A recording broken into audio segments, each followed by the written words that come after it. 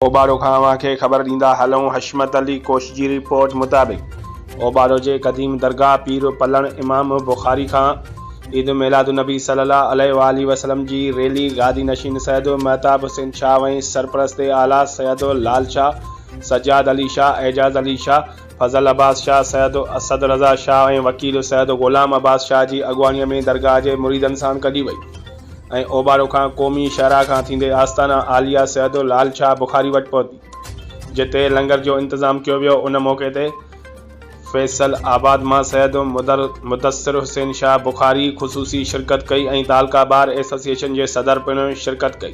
यादि रहे त दरगाह पीर पलण बुखारी जी इंतज़ामिया पारां हर साल ईद मिलादुन्नबी सल्लल्लाहु अलैहि वसल्लम जी रैली कढी वेंदी आहे। असांजे सरकार महबूब करीम जी रज़ा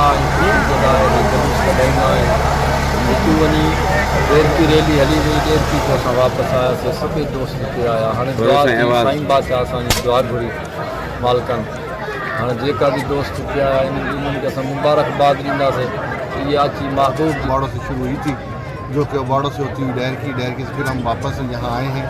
तो हमेशा जो है वो रैली डैरकी से निकलती थी। अल्हम्दुलिल्लाह 2-3 साल हुए हैं यहाँ हमने शुरू किया है साईं लाल शाह के आस्थाने से। यहाँ रैली निकलती इमाम पलण से, फिर डैरकी से होती हुई फिर वापस आती है।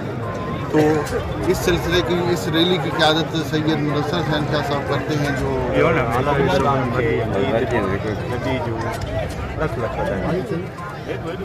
जे तो हर साल असांजी दरगाह पलण इमाम जो मुरीदनि सां गॾु रैली निकिरंदी आहे, जेकी गादी नशीन सैयद महताब हुसैन शाह, सरपरस्त आला साईं लाल हुसैन शाह जी सरबराही में निकिरंदी आहे। उबावड़े खां ढेरकी ऐं ढेरकी खां नेशनल हाईवे खां थींदी उबावड़े ईंदी आहे ऐं साईं लाल शाह जे आस्थाने ते इख़्तिताम पज़ीर थींदो आहे, जिते लंगर जो भी इंतज़ाम हूंदो आहे। इन रैली में ख़ुसूसन मुदस्सिर हुसैन शाह फैसलाबाद खां तशरीफ़ आणींदा आहिनि ऐं बाक़ी असांजा तालका बार जो सदर, एक्स प्रेसिडेंट